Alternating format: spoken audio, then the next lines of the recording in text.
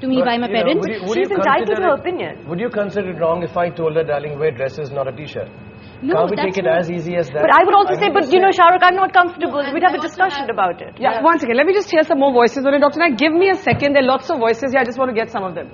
My mom doesn't wear a hijab. And I remember that when my sister entered her 10th, she's my elder sister, so she opted to wear a hijab because she wanted to wear it.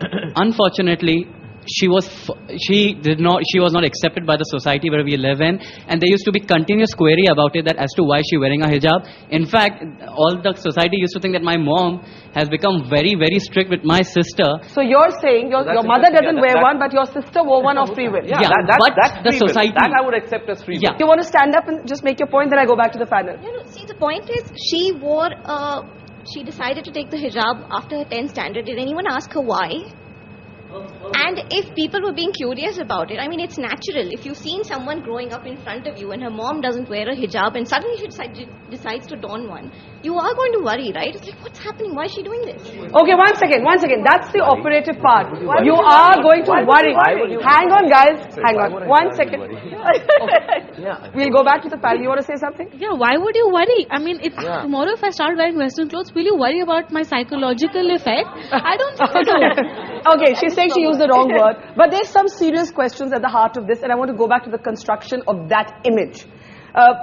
Karan, when you as a filmmaker want to portray a Muslim, how important was it for you when you were projecting Shahrukh, and you obviously had a lot of things to say about religion, to make him a practicing Muslim, as Dr. Naik calls it? We were very clear from the very beginning that there was Rizwan Khan, to me, is somebody who professes humanity and is not carrying Islam on his sleeve. Only when he prayed in reverence, he wore the cap. But there was nothing Islamic about his look, because for me, he's an ambassador of humanity, not an ambassador of Islam. And I think the best line that I've heard in any Bollywood film, when Zareen Wahab, as the mother, says, there are no good Hindus and bad Hindus, there are no good Muslims and bad Muslims, there are good human beings and bad human beings, and that is the whole point. I congratulate you, sir. There are fissures, there are fault lines in our society, and we are trying to navigate them here. And Najib, since you said, who are these images? These are not the people that most Muslims would recognize. I'm sort of interested in the construct of that image. Where does it come from? I am also very concerned at these images. How that image has come, partly it has come from the deprivation of the Muslim society and the ghettoization of Muslim society and their desire to hang out together. It comes from Muslims not getting homes in places, moving into ghettos and then surviving in their own little dens. There is where it happens.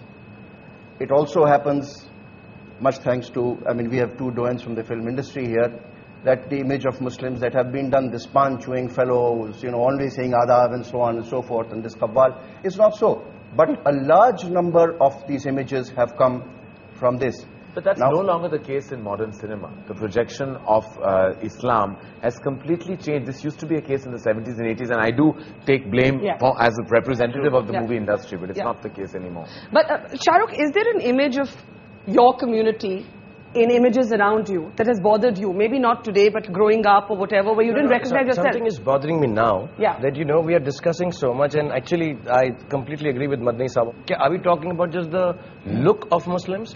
Is it not a deeper thing than that? No. I think it is a much not as simple. If it's just a simple thing, we're discussing so much about the fact कि हमारी दाढ़ी होनी चाहिए, skull cap होना चाहिए, hijab पहनना चाहिए, कि उसका warism होना चाहिए. I'm just feeling कि is it only a matter of look? I don't think so. No, of course it's not. It is not. Of course so I think we should go beyond that. Not here only. I'm just talking as generally in the world कि ये सब तो छोड़ ही देते हैं. अभी वो French Prime Minister को अगर कोई problem है हिजाब से तो है.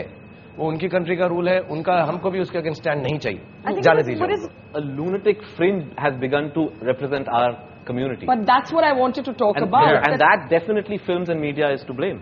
That lunatic fringe is represented in the media because the non-lunatic mainstream is not. Yeah, it's not because it's not. Yes, but where is the Muslim, the moderate Muslim, got a leader who's speaking out against them? Where is today's Jinnah?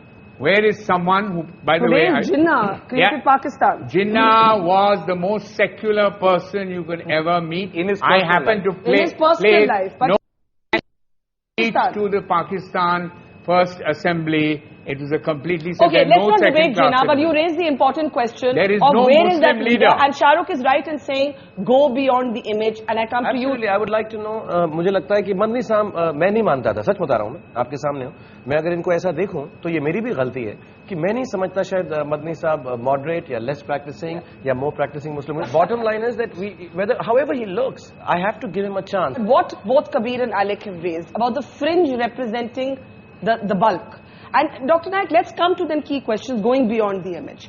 Of the fact that there are still questions raised about fundamentalist thought. Not that somebody is a Muslim and is a terrorist, but that somebody sympathizes with the cause.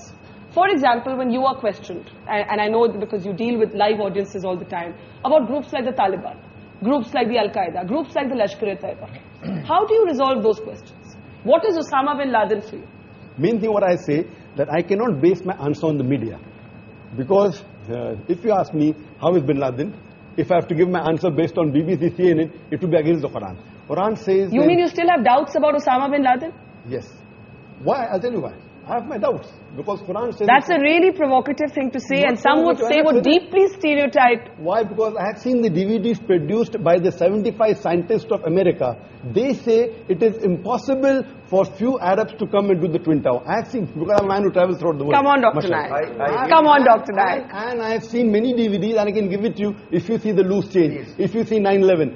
What I have done, I'm a man of research.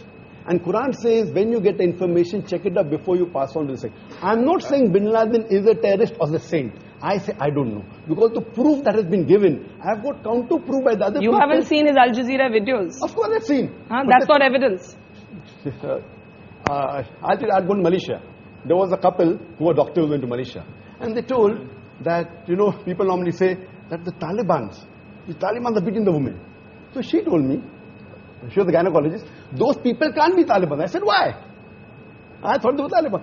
They said, I've been in Afghanistan. The way the Taliban tied the turban, the people that were shown on Natural Geography, people that were shown on BBC and CNN, they can't be Taliban because the turban were not... But then, there is no end to conspiracy theories. But there is a deeper problem here, sir. There's so many millions of people. And I want to say this to you with no offense. There are so many millions of Muslims who follow you, who hang on every word you say. And you are saying this to them. Najib, is there a danger in that? That's the reason I cannot say something wrong. I'm not saying he's the same. Because I've got no proof. Okay, you made your point. Najib and then Madani Sahib. I really must intervene because I think... Madani Sahib is sufai साहब कहेंगे उसकी सफाई मदनी साहब को ही देनी पड़ेगी. इनसे और इनसे नहीं ले सकते आप सफाई. नहीं उनसे भी लूंगी. उनसे भी लूंगी. Barkha, I wouldn't normally say this, but as a Muslim, I think that this argument has gone to a